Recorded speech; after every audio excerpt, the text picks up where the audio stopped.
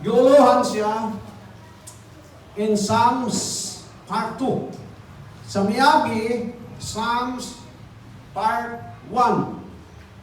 Ang ato nga memory text, makita kini siya sa Psalm 67, verses 3 and 4. Let the peoples praise you, O God. Let all the peoples praise you. O let the nations be glad and sing for joy. For you shall judge the people righteously and govern the nations on earth. Psalm 67, 3 and 4. Ang proteksyon. Daman ako itugtugan ng Diyos na kasaan sa mga langit, kinukubuli kami na ining leksyon na ang karoto-kato nga ang kasabtan at aplikasyon ang personal kinabugit sa ngalan ni Jesus.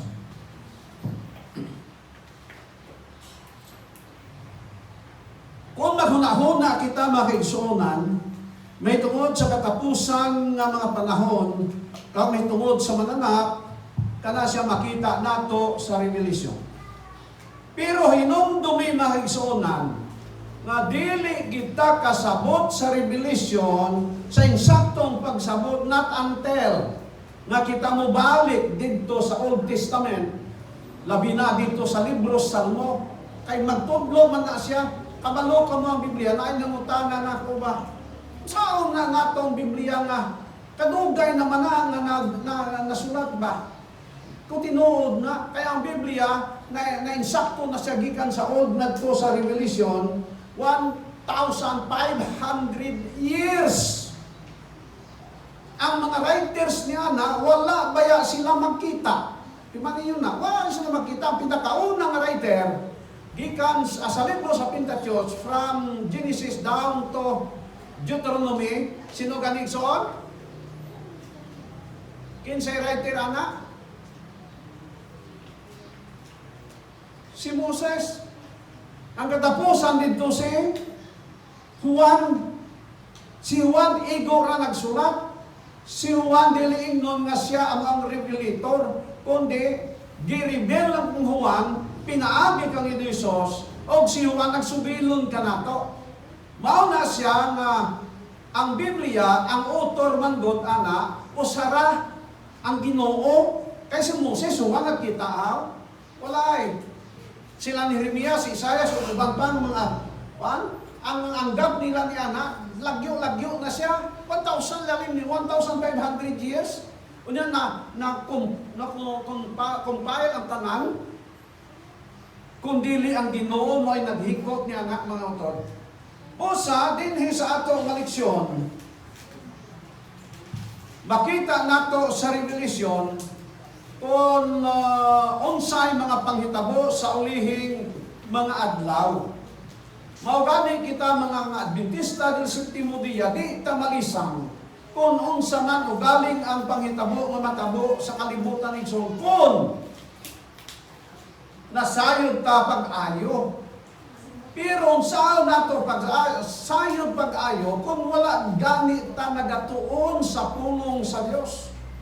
Importante kayo makigsunan ng ato nga leksyon aron ato masabtan ang plano sa Dios sa matag usa sa atong kinabuhi. Kung nasabtan nato ang plano sa Dios sa matag usa naton kinabuhi, walay rason igsoon nga ikaw ug ako mobiya sa iglesia. Di gyud ka mobiya igsoon. Kay nasayod ka sa kamatuoran. Abi ninyo, amigo kayo na ako dito, ang sauna, sa buhit pa to si Brother Ruben nga Arias. Bilibot kong tawhanan. Matinabangon alang sa buhat siya. Permitos balay sa unang panahon. Kaya ang negosyo na ito, igsoon, kanang pantawad o, kini mga antipara, ano kaya ang negosyo? O niya, nakaanak po siya, si Dr. Argas, o kanang optometrist yun. Mana siya. Ang atong lesson, matot pa din a very present help in the time of trouble. Kung masabtan nato ang Salmos o masabtan nato ang pinadayag, mao ka na siya ang makatabang ka nato sa pagpadasig ka nato sa panahon sa trouble. Kung kagamo sa kalibutan igsoon, kay bisan pa sa ato panahon karon mas ato makita igsoon kung unsa kagdamo, sa may gamo ganyan sa Samok. awon sa kasamok nga ato kalibutan karon.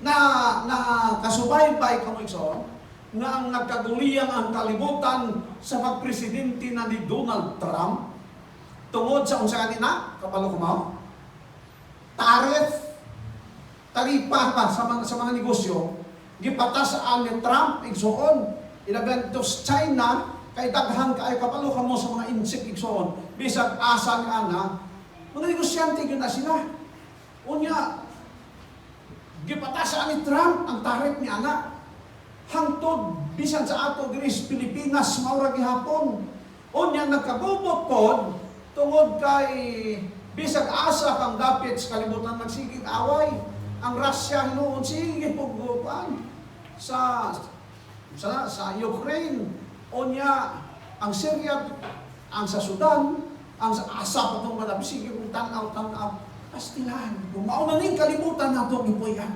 og dinhi sa ato pod sa Pilipinas unsa naman ang sitwasyon nato diri di nagkadimaw igsoon ang isulti sa presidente lahi ang buhaton ha kita na lahi ang isulti I don't want impeachment pero padayon ang impeachment wala na power wala labot ang Pilipinas sa ICC pero gipadakop si Digong naunsa naman sa maning atong kalibutan ron mga kaibigan. Apan ang ato lesson nagatudlo kanato nga sa panahon sa kagubot sa kalibutan nga aton ginapuy-an may naa kita gitawag na sa kuno present help tabang gikan sa Dios. Mato sa ato katapusan sa pintada din sa unang bahin. However, bad things are in this world and we know they are going to get worse. So, magdapadayon kini siya nga nagadautan ang atong kalibutan karon. Pero, doon na kita'y paglaw. At sa itong isang hope, amin ito mo. Munang kinaamindot sa mga Adventista. Antes maadto dere, nakainumdum po sa akong parinti na batay. Yung sa akong anak na, pwede ka adto dito ba?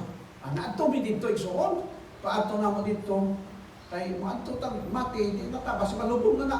Lain po di ka maadto. Ako'y wala akong katanaw sa ilang bangkay na nag-aala lang po. Kaya na dito galingkod, ako ra po muna pag-uman po. Na samtang galingkod sila. O balay nga tiposo, o balay nga bulawan, kaluyi ang kalag. Patay, siguro na unsa naman ikibutan daron. Unyak sa gawas dito. Daw 5 ka buo. Kalamisa. Basta rin, murag nag-ukay o igi gani. Kanang igi nga susops tao. Kung sa mga tawaran na. Kung sa kanila. Magjong. Magjong di ay. Pastilan. Pero kung naagang yung mamatay, mura po sila mamatay po. Ay wala sila'y paglaon, igsuon. Wala na, di na yun kung nila makita. Ang atong leksyon, matod pa din, much of the language in the book of Psalm is symbolic. Ang sa libro sa Salmos, halos tanan diha symbolic na igsuon. But when it comes to the language that points forward to the ultimate resetting of our planet, we have little reason to believe that it is merely symbolic. Psalms 46 reminds us that the physical earth will be deeply affected by Christ's return. Tinuod na. Di na simbolik iya. Doon ay mga simbolik. Pero doon ay gisulti. Diri nga tili simbolik. Ilang minutes pagbalik sa Ginoo, matod pa na ang mga bato, mga nambak dito sa dagat, o ang mga bukid na nambak sa dagat, tinuod ka na siya. So, hindi na ito na mahimo na simbolik ka na ito. But it is not merely the rocks and oceans that will be affected sa malapit ng Ginoo magabalik. Kung dili, kung sa mga the grand climax of Earth's history will mean the breakdown of worldly kingdoms. Kining mga nasod sa kalibutan, matod pa sa Biblia, mga wala kini siya. Sa miaging simana, gikuyawan ang Russia o ang kanang China sa announcement ni Trump. Kadungog mo na. Matod pa ni Trump, ang iyang pinaka-ambitious project, magatukod siya o gitawag na Golden Dome. Sa Israel, unang Israel nakatukyo, tukod o Iron Dome. Kanang Iron Dome, naglibot ka na sa Israel, o doon ay missiles, gikan sa nang lain-laing nasod na mapalupad dito sa Israel, ma-intercept ka na siya. Pero matod sa Israel, 90%, doon na kayo makalusot. Pero matod ni Trump sa ilang Golden Dome nga paghimuon, nga magagasto kuno siya og $175 billion, kana $175 billion ni cambio nun sa piso igsoon, kining simbahan di paigo ang kwarta ibutang dito. Katagahang kwarta yun. Mato ni Trump, 100% na di makasulod ang mga missiles. Kuyawan ang China. Kuyawan po ng Russia. Ay, kabalaw ka mo, diri sa ato sa kalimutan, doon ay pipila ka mga nason na daghang missiles. Gawa sabi sa US, kung saan? Russia, China, North Korea, o Iran. Muna'y daghan kayo na silang missile. Ang Amerika gusto sila nga ma-secure po ang ilang nason, mawalay makasulod nga missile sa ilang.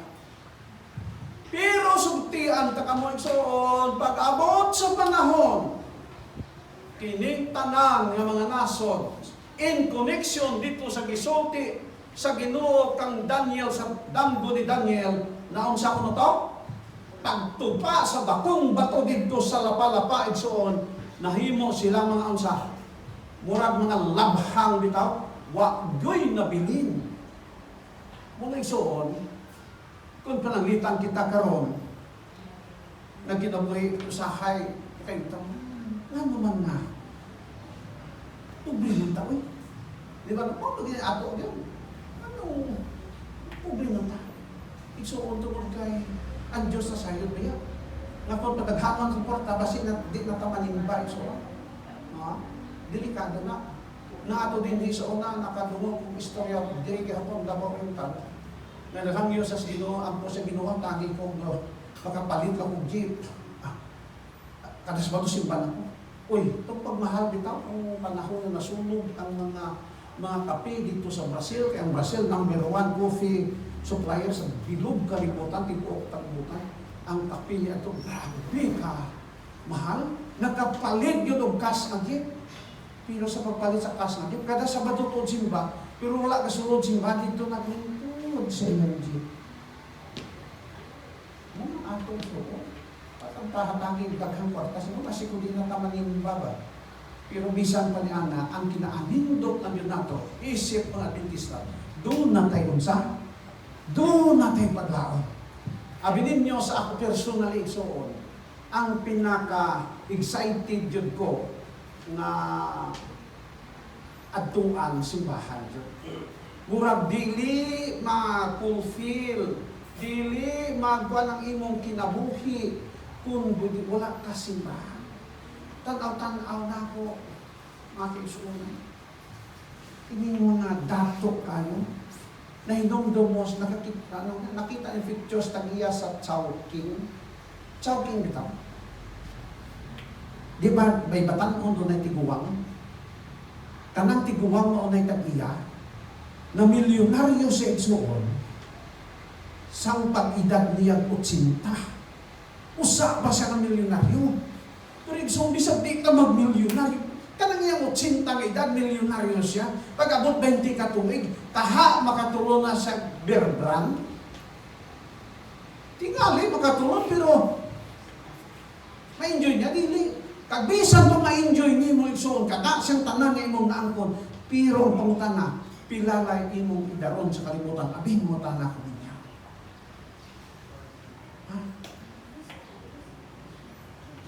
Edad ka isang gatos, mamatay ka lang yapon. Bahala na 30 imong edad, pagkapatay mo, basta siguro lang nimo ang imong kaluwasan. Mo nang pinakamahal yun so. Ang mga gani ang ato lison, nagatudlo yun sa ato, nga bisan pas sa kagamusa, ang ining kalibutan ng atong ginapulian karon. ang nindot igsuon kay do na kay paglaom. Anang paglaom mo yung gatod ka nato igsuon na magpadayon ta sa karon sa step. Pag-alagad. Tanaw ko sa inyo, step. Abi na ako sa una kayo na magtanaw na ako. Kaya dito kami nakaadto sa may Siargao na itong miagi na sa to? Oo, Siargao Island. Abi na ako, foreigner po ka ba? Kaya mga foreigner, maana mo na mga buhok. Ang panuna, lamas-lamas sa itong istorya, para dito mo katulong ba? Mao na siya makiksuunan, nga nindot kaayo ning atong leksyon. Kaya kining atong leksyon, nagatudlo ka nato, nga kita, ang purpose ng atong leksyon, nga kita magdasig sa pag-alagad. Kaya tanan kita igsuon makaagig yun o mga pagsulay sa atong kinabuhi, bisan unsa kitang klase tao. O tanan kita, mga doon ay kaluyahon igsuon, mo subot tagag sa dili, mo angkon tag sa dili, doon na yun tayo kaluyahon. Apa ng pinakamaayo, kinahanglan na kita sa mahimo nga magpadayon sa pag-alagad. Unya, matod pa sa atong lesson, that your salvation may be known. Unsa may tuyo sa Dios nganong gitawag niyang katawhan si Israel. Kung imong tan-awon ng kasaysayan gikan sa gitsugdan. Si Noe, si Adan nakaanak kinsa? Kay Abel. Kay Cain una, Cain kay Abel. Unya si Abel matinumanon si Ginoo. Si Cain nagmali na paso.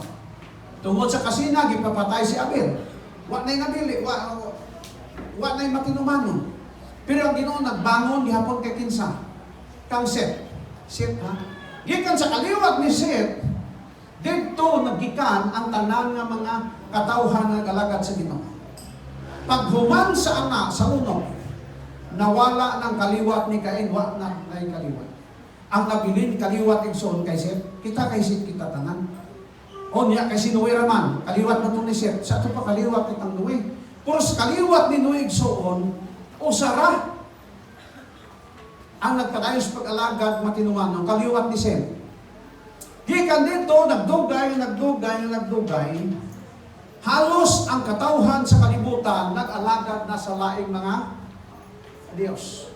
Hinungdan igsoon nga gitawag sa Ginoo kinsa si Abraham. Gikan sa kaliwat ni Noe o gikan sa kay Terah na iyang amahan. Si Abraham dunay mga igsuon pod. Usa sa iyang igsuon nag-anak kang Lot. O niya matod pas Ginoo kang Abraham gawas ka dinhi. Gipagawa si Abraham. Himuon ta ka nga usa ka dakong nasod matod pa si Ginoo. Unsa may purpose sa Ginoo nga gihimo si Abraham usa ka dakong nasod? Kay matod sa Biblia, kay mahimo kang panalangin sa tibuok kalibutan. Ang buok ipasabot, pinaagi kang Abraham ang mga tao sa kalibutan makaila sa tinuod nga Dios. Tinuod nga Dios. O niya si Abraham nag-anak kang kinsa? Step. Kay Isaac, di ba? Si Isaac nag-anak kay? Si Abraham, si Isaac, si Esau. Sunod, si Isaac nag-anak kang Jacob. O si Jacob nag-anak og 12 ka mga anak na lalaki. O makadto ang gigikanan sa ginatawag nasod sa Israel. Ang nasod sa Israel igsoon gitawag ka na siya pinili nga katawhan sa Dios. Sa ilang pagkapinili, dili nagpasabot igsuon nga sila ay maluwas. Kaysa una-una sa mga Hudyo, sa Israelite, sila lang ang dunay katuod nga makaangkon sa panalangin sa Dios. Wa nay labot uban, murag fraternity o sorority ganiha, kasi murag sila lang ang ilang gusto.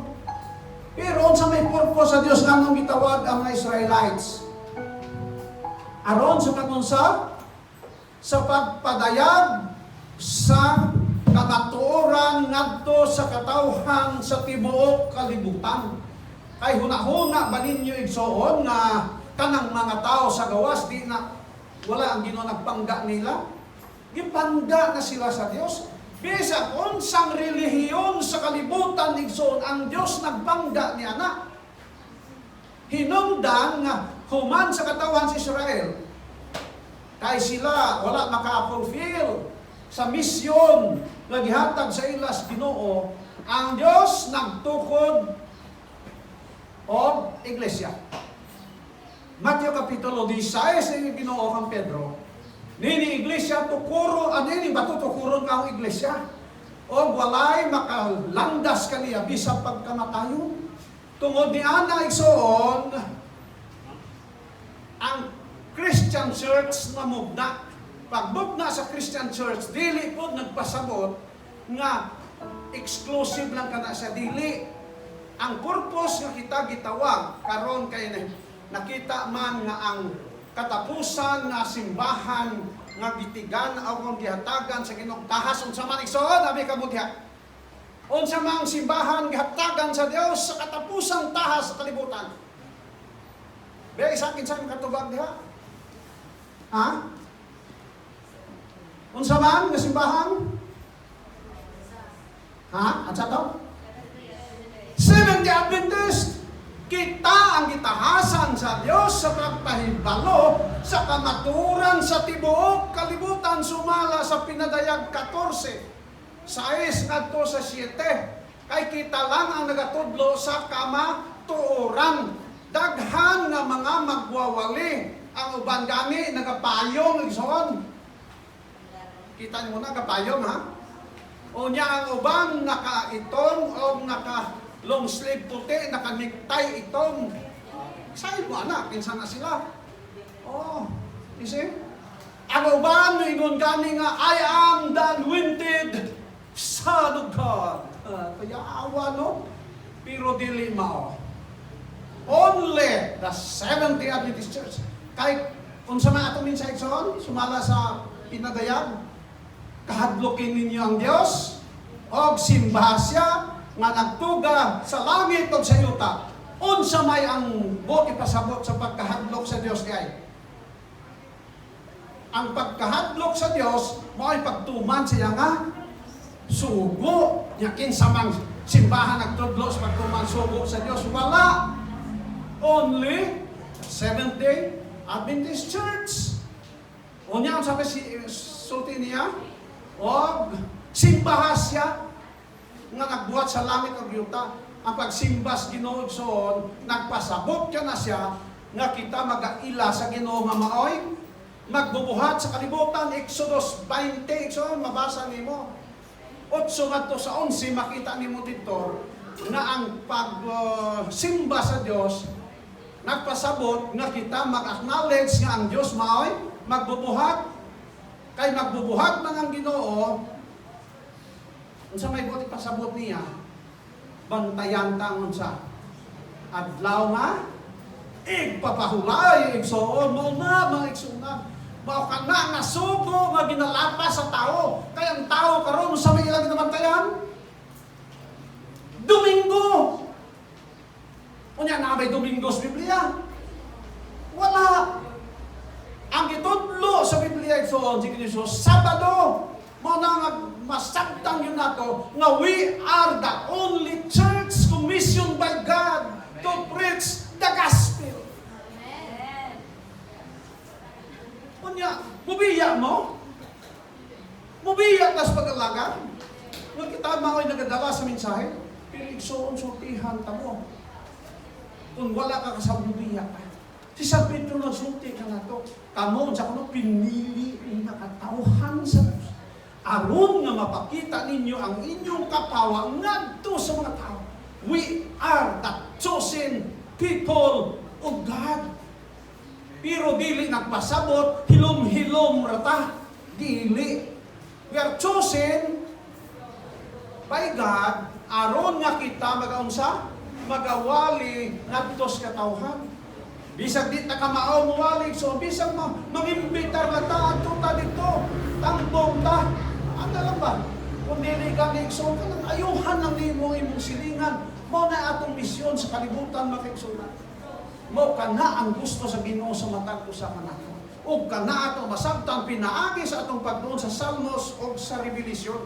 dito na siya nag-coincide ng mensahe ni Hari David o ang gipadayag sa Ginoo ngadto kang Juan Revelador igsoon dito sa Pulos Patmos. O kung mahimo nato kinahanglan sa igsoon, mo pa nag-ingon ako nga sigurado ang ato paluwas, ang pangutana karon. Kinsa kanato dinhi ang nakasiguro sa iyang kaluwasan, abe? Murag gamay ra sumah magsuon. Wa ko mo kay kundi na makasiguro sa kaluwasan igsoon. Kaaluoy na to yo. Di malas ta sa nang di malas kay matud pang Pastor Sirano. Nakadumos siyang wagi ba? Ang pinaka-dimalas sa tanang dimalas inigbalik sa Ginoo kanang mga Adventista nga dili maluwas. Naduman, pugong-pugong kaon, pugong-pugong inom, pugong-pugong pagkatutusan, di man di ay maluwas. Dili malas, maayo pa kang iban nga, pala ni maluwas kay ligid-ligid sa kahubog, o dito sa diskuhan, o dito sa sugalan, dito sa kasa. Pero ikaw, na nagpugong-pugong, unya ang imong kinabuhi, dili mao. Mo ni pinakatimalas. Mo nang atong leksyon igsoon nga maghatag ka nato o kasiguruhan. Kay kita lang igsoon ang nakasabot dito mo sa sanktuaryo, ng sanktuaryo nga maoy tubag sa tanan natong pangutana niining kalibutan. Mao kana ang atong leksyon igsoon. Abi sabay. Amen.